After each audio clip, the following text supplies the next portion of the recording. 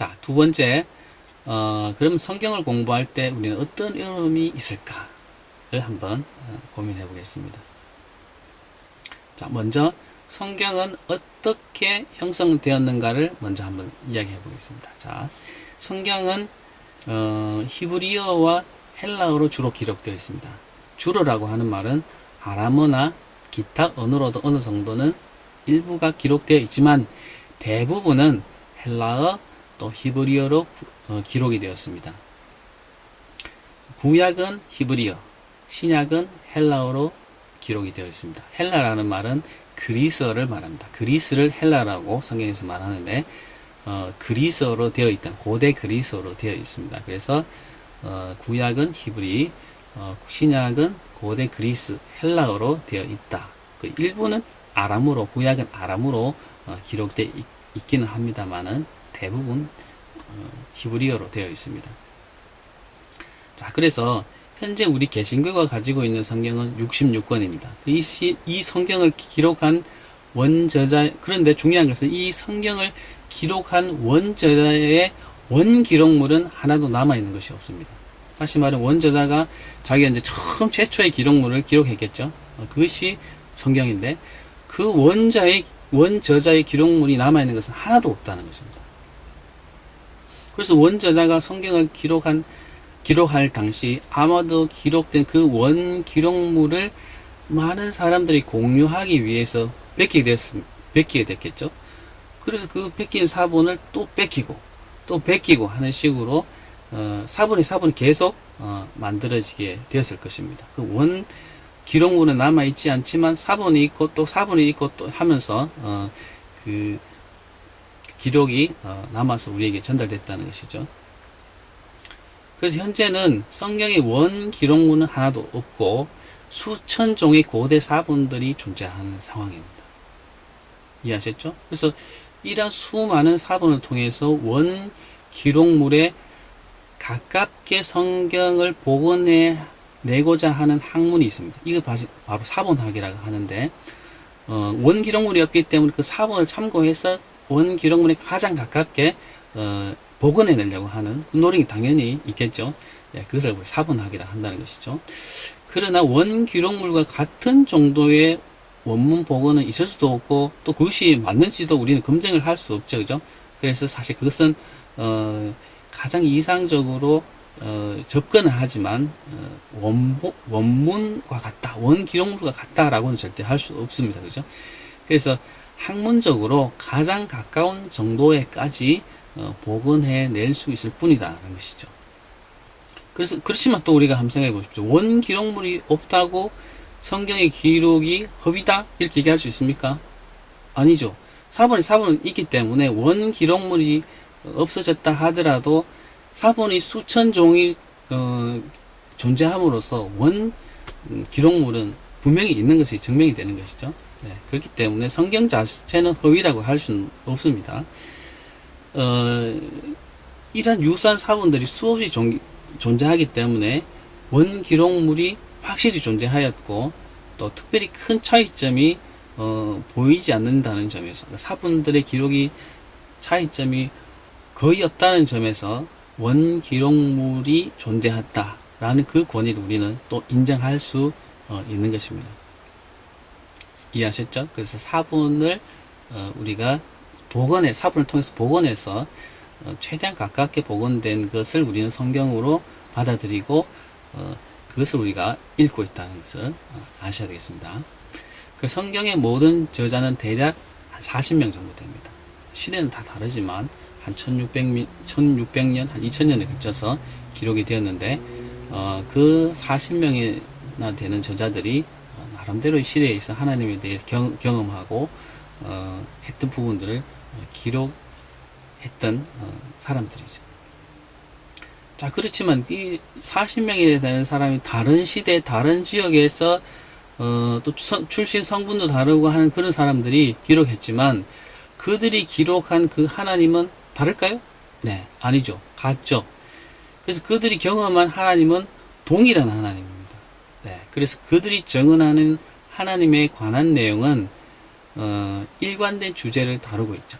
주제는 잠깐 차이가 있을 수 있지만 동일한 하나님의 역사하심, 하나님이 일하심에 대해서 말하고 있는 것이라는 것은 우리가 충분히 이해할 수 있죠.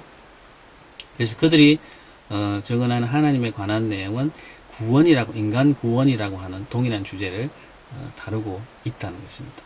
즉 죄인된 인간을 구원하시기 위한 하나님의 구원 사역을 모두 정언하고 있다는 것입니다. 그래서 구약 시대에는 그런 인간 구원에 대한 계시가 드러나지 않았기 때문에 직접적으로 그것에 대해서 기록하지 않았지만 그 기록 후대에 이루어진 것을 보면 그때의 기록은 예수 그리스도를 통한 구원을 의미하고 그 사역을 통해 이렇게 모여져서 그것을 의미하고 있다. 우리는 그렇게 충분히 이해할 수 있는 것이죠. 그래서 예수 그리스도께서 죄인된 인간을 구원하시기 위해서 성육신 하셔서 이 땅에 오셨다가 십자가를 지시고 부활하셔서 승천하셨으며 심판의 주로 다시 오실 것이라는 사실이 가장 중요한 핵심 내용이죠. 성경에서. 자, 그리고 참고로 성경의 장절 구분은 우리가 몇 장 몇 절, 시편 몇 편 몇 절이라고 얘기하는 그 장절 구분은 원저자가 그걸 썼겠습니까? 쓰지 않았습니다. 그죠? 근데 필사를 하다 보니까 이게 너무 문장이 쫙 다 붙어 있으니까 그래서 기록하기 어려웠을 겁니다. 그래서 서기 한 1000년경에 그 필사의 어떤 필요에 의해서 서기 한 1000년경에 장절 구분이 되었습니다. 그것은 원저자가 그렇게 나누는 것은 아닙니다. 찾아보기나 기록이나 관리의 편의를 위해서 임의로 나눈 것입니다. 그래서 이를 지금까지 우리가 사용하고 있는 것일 뿐이고 원저자가 나눈 것은 아닙니다.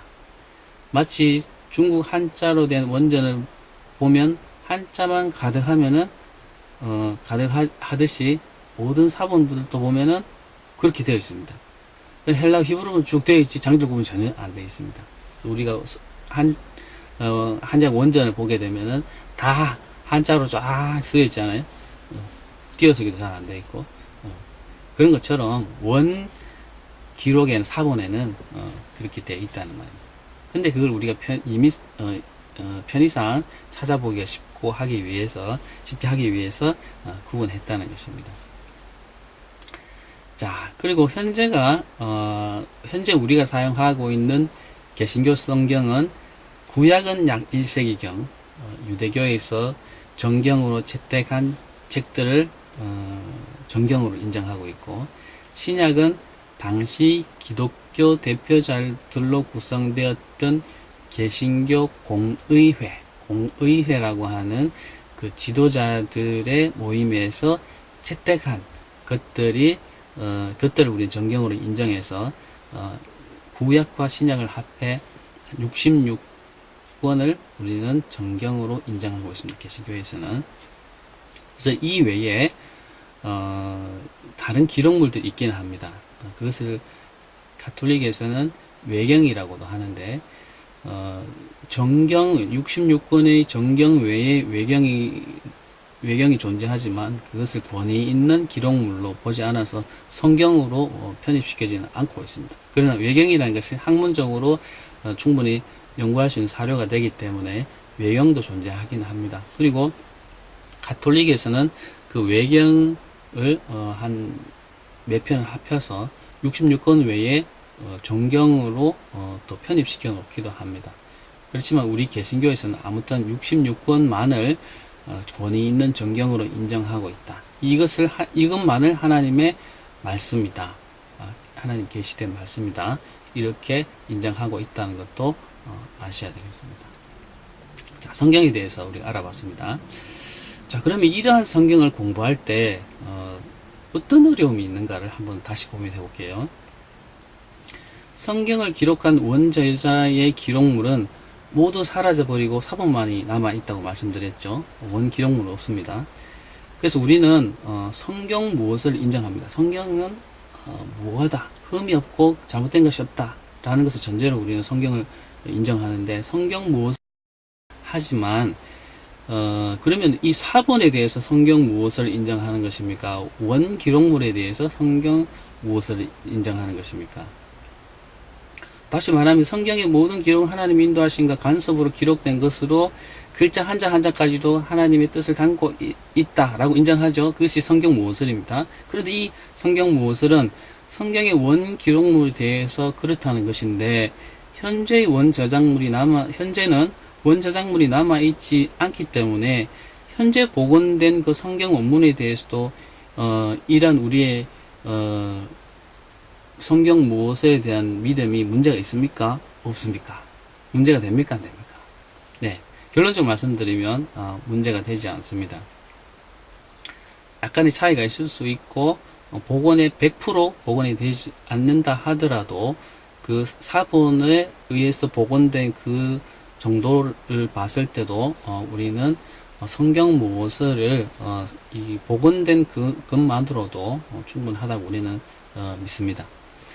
그렇기 때문에 구약은 히브리어로 신약은 헬라어, 그리스어로 복원된 원문을 가장 원저작에 가깝다고 확신하는 것이고 이러한 성경의 의미를 이해하기 위해서는 우리가 문법적으로 히브리어나 헬라어로 해석하고 이해하는 데서 성경의 기초적인 연구가 시작된다고 보는 것입니다. 자, 근데 문제는 성경 원문이 각 언어로 번역되는 가운데서 동일한 의미를 가지게 번역할 수 없기 때문에 각 언어로 번역된 성경이 원저자의 의도, 기록 의도, 그 복원된 사본의 의도를 100% 정확히 드러낼 수 있다라고는 우리 할 수 없겠죠, 그죠? 그래서 좀 더 성경 저자의 원 의도를 이해하기 위해서 가능하면 히브리어나 헬라어 등의 원문 성경 연구가 필요하겠죠. 네. 그렇지 가능하면 그렇게 해야 되겠지만, 그래서 우리가 그렇지 못하다면은, 영어판 성경을 포함해서 여러, 판본의 성경을 함께 참고할 필요가 있는 것입니다. 자, 다시 정리해보면, 원저작물은 남아있지 않지만, 복원된, 그 사본으로 해서 복원된, 그 원문만으로도 우리는 충분히 그 권위를 인정하고, 그 성경 무엇을 인정할 수 있다라는 것이고, 그러나, 각 나라의 언어로 번역될 때는 충분히 그 의미가 단어상, 번역될 수 없기 때문에, 그것을 우리가 조심해야 된다는 것인데, 의미를 100% 그것으로, 우리가 받아들여서는 안 된다는 것인데, 그렇기 때문에 여러 언어들 또는 여러 번역된 성경들을 참고해서 이해할 필요가 있고, 가능하면 또 히브리어나 헬라어를 공부해서 이해하면 더 좋겠다는 것이죠. 자, 성경은 원저자가 그 시대의 독자들을 위해 기록했다는 거예요. 몇천 년 전에, 3,000년 전에 지금의 현대를 사는 우리를 위해서 이 성경을 기록한 게 아니고 성경을 기록한 그 저자는 그 시대의 독자들을 위해 기록한 것입니다. 여기에 문제가 있는 것입니다. 그렇기 때문에 각 성경들을 이해하기 위해서는 과거 팔레스타인 지역과 그 근동 여러 지역의 문화를 시대적으로 나누어서 이해할 수 있어야 됩니다. 그게 중요합니다. 그리고 또한 이스라엘 역사와 그를 둘러싸고 있는 주변 지역의 역사도 같이 이해해야 됩니다. 그리고 그 지역의 지리적인 이해도 할 수 있어야 되고, 그 지리적인 특성도 알아야 되고, 기후조차도 우리가 알아야지만 그 성경의 원저자의 의도를 잘 이해할 수 있게 되는 것이겠죠. 문화적인 배경이 필요하다는 것입니다. 그러므로 성경을 제대로 올바로 이해하기 위해서는 성경에 형성된 팔레스타인 지역의 모든 문화적이고 자연적인 배경들을 유기적으로 이해해야 하는데 많은 시간과 노력이 요구되는 부분입니다. 사실 공부를 해야 되는 겁니다. 그래서 이해하고, 그래서 성경은 이런 부분에서 이해하고 공부하기 어렵다는 부분입니다. 그래서 종교개혁자인 칼빈은 역사 문법적인 성경 연구 방법을 가장 중요한 성경 연구 방법으로 인정했습니다. 역사 문법적인 방법. 역사적으로 이해해야 된다는 것이고, 문법적으로 그 히브리어나 헬라어의 그 어를 문법적으로도 잘 이해해서 어떤 세밀한 뉘앙스로 기록했는지조차도 우리가 잘 연구해야지만 성경을 잘 이해할 수 있다라고 주장했는 것이죠. 그래서 가장 기본적인 것은 역사적인 이해, 그리고 그 기록된 언어에 대한 문법적인 이해를 전제로 해서 성경을 해석해야 된다고 주장했습니다.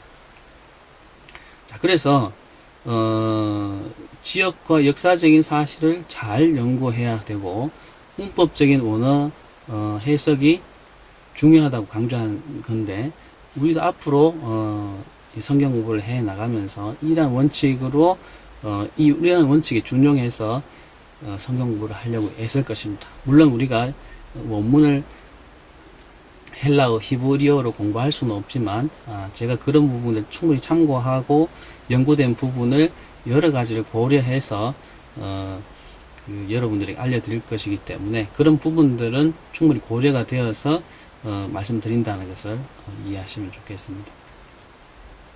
자, 그러면 또 중요한 부분을 좀 말씀드리려고 하는데, 자, 그러면 성경 통독이라는 말이 있고, 성경 공부라는 말이 있고, 성경 묵상이라고 하는 말이 있는데, 이 세 가지 차이점에 대해서 좀 한번 우리가 알아야 될 것 같습니다. 자, 먼저 성경 통독과 성경 공부를 이해해야 되겠습니다. 성경 통독은 성경 자체를 문자적으로 읽어 내려가는 것을 우리는 일반적으로 성경 통독이라고 얘기합니다. 어떤 걸림 없이 쭉 읽어 내려가는 것이죠.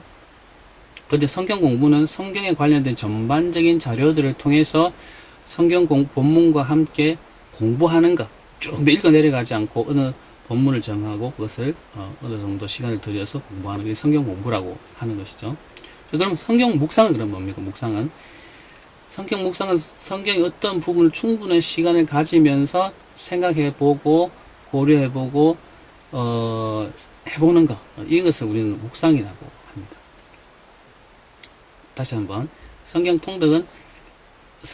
통독의 특징은 짧은 시간에 많은 본문을 읽을 수 있죠. 그렇기 때문에 성경 전반에 대한 이해를 위해서는 꾸준한 성경 통독이 필요하겠죠.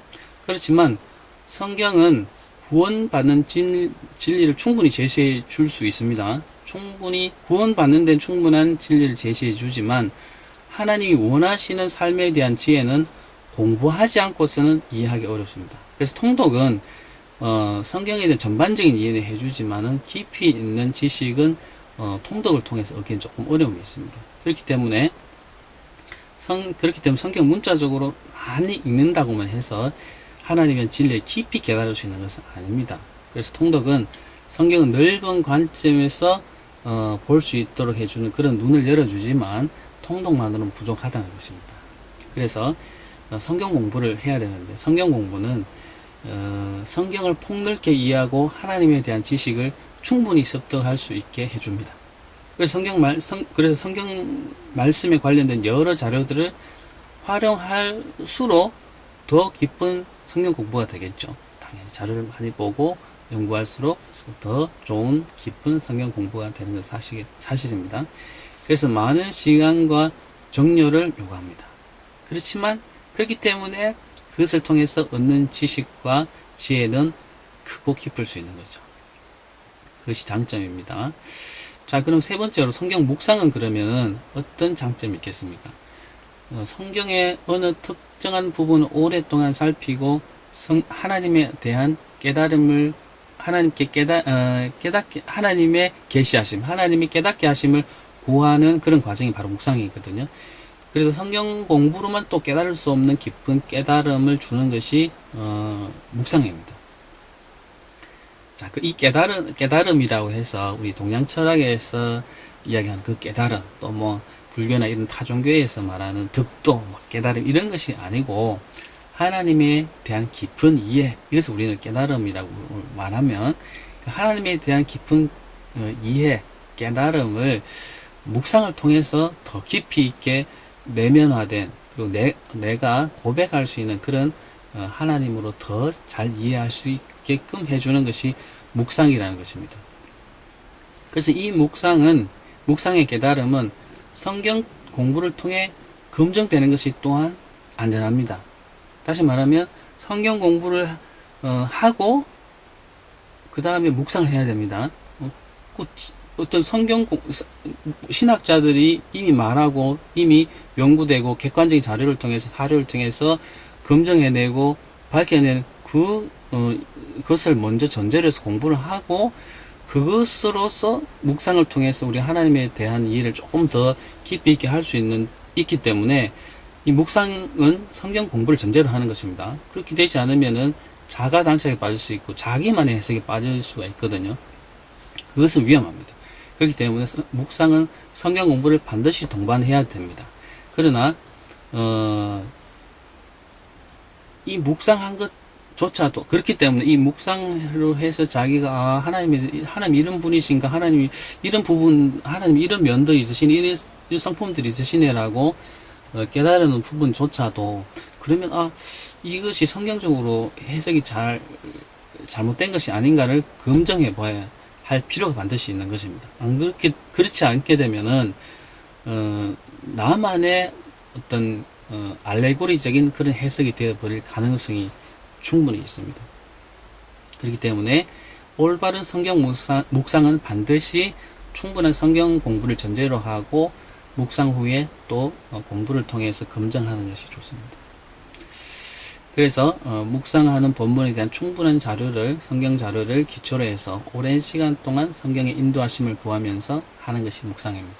저는 가급적이면 성경 공부를 통해서 묵상도 우리가 많이 하고 깊이 했으면 하는 것이 제 바람이고 그렇게 해야지만 또 성경이 재미있어지고 하나님을 더 깊이 깨달을 수 있게 되는 것입니다. 이해할 수 있게 되는 것입니다. 그래서 묵상까지 우리가 갈 수 있으면 참 좋습니다. 자, 성경 배경에 대한 충분한 연구를 동반하지 않는 성경 묵상은 사실 위험합니다. 성경에 대한 충분한 지식을 가지지 않는 자가 묵상할 경우에 자의적으로 성경을 해석해서 적용할 위험성이 높아지기 때문에 그런 경우 대부분은 그런 경우에라도 대체로 신학적으로 큰 문제는 없지만 때때로는 신학적으로조차 잘못된 해석을 할 때도 있습니다. 신학적으로 보면.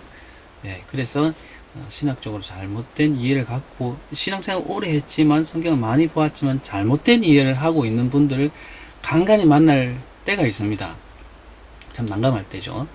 그래서 묵상을 할 때는 반드시 성경 공부를 통해서 하고 검증하고 해야 된다라는 것이 굉장히 중요합니다. 그렇기 때문에 이게 뭐냐면은 원저자의 의도와는 전혀 다른 자의적인 이해와 해석을 내릴 가능성이 있기 때문에 그런 것입니다. 그래서 올바른 성경 공부는 이렇게 하게 되면 올바른 성경 공부나 묵상이라고 할 수 없는 거죠. 원저자가 말하고 싶은 것을 이해하지 못하고 그것과 영 다른 방향으로 이해하고 해석해서 이해한다면 성경을 받아들인다면 그것은 하나님이 원하시는 계시가 아니겠죠. 그렇기 때문에 이것은 올바르다고 할 수가 없습니다.